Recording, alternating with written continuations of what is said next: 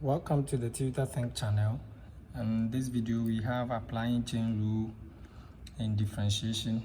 We can apply the chain rule in various forms of differential equations, but in this video we are going to talk about just a few, and then in our next video we will talk about other things. So when we have a function such as y of u giving us y, and we have another one, u of x, giving us u, then in chain rule we say that the differentiation, or the derivative dy dx, will be equal to dy du times du dx. So this is what we call the chain rule. So we will apply this rule when differentiating a function of a function. A function of a function simply means we are talking about a composite function. So if we have a function, say g of x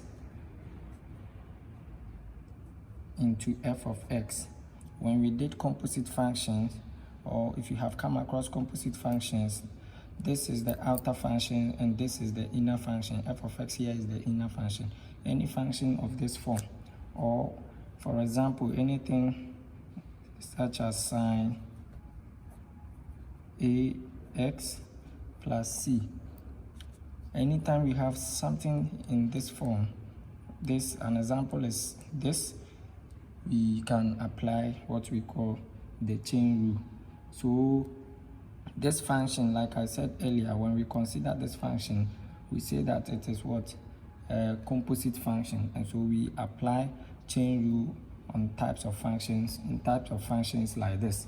So when we have a function, say f of x, giving us something like x cos x, then in this form we cannot apply product rule because we don't have the function in another function.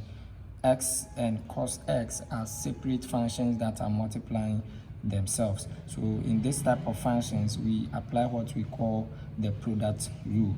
So let's take an example of the chain rule, and then let's see. For instance, if we have a function such as y giving us sine into bracket ax plus c, and we are told to find dy dx.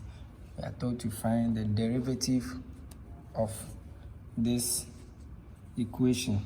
The first thing we need to do to be able to apply chain rule here, first thing we need to do is to say that let everything in the bracket here be equal to u.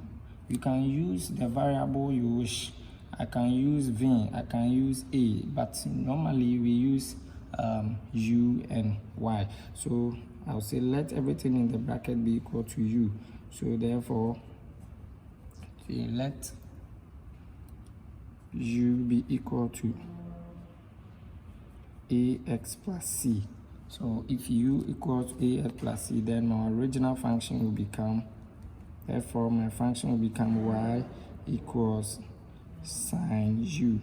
This is because I said everything here should be equal to u.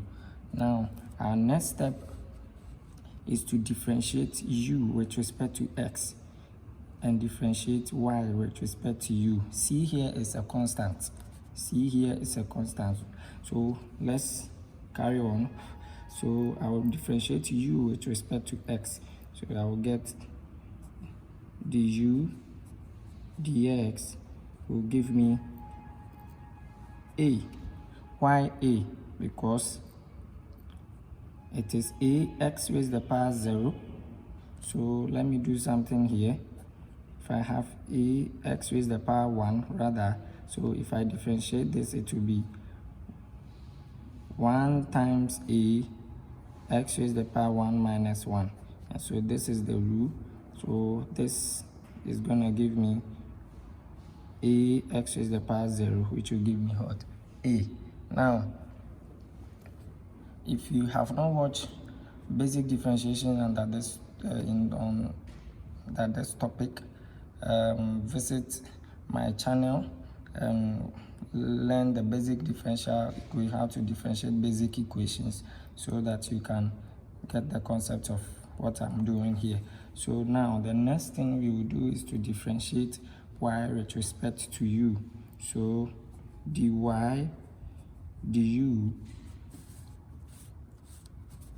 du is gonna give us cos u. This means the differential of sine will give us what? Cos. We are supposed to know this. When you differentiate sine, you will get cos. Now that we are done differentiating both, we apply the chain rule. So you can say that from chain rule,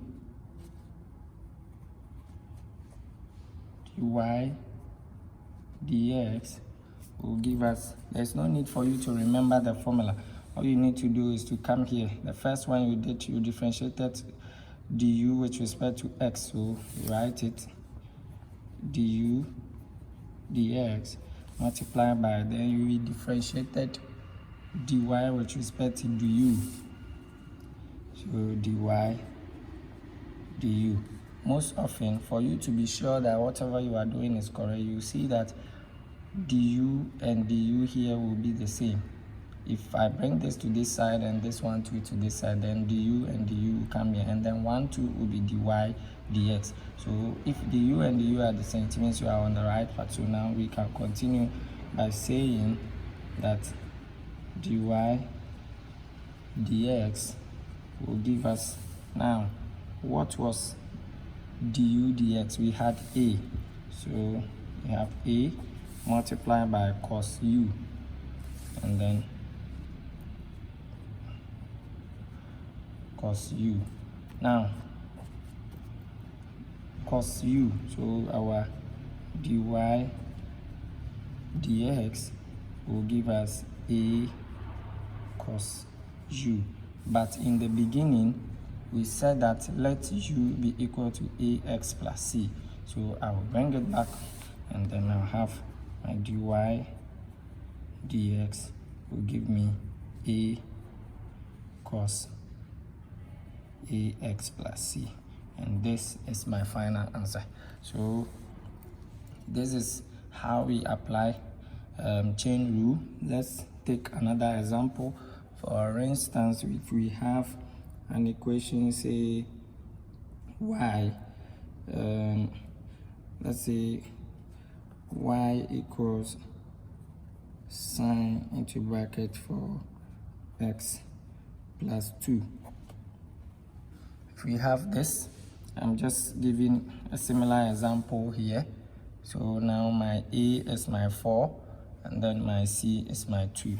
So all we need to do is let u be equal to 4x plus 2. Therefore, y equals sine u. So when I differentiate both, then I'll get du with respect to x dx will give me 4.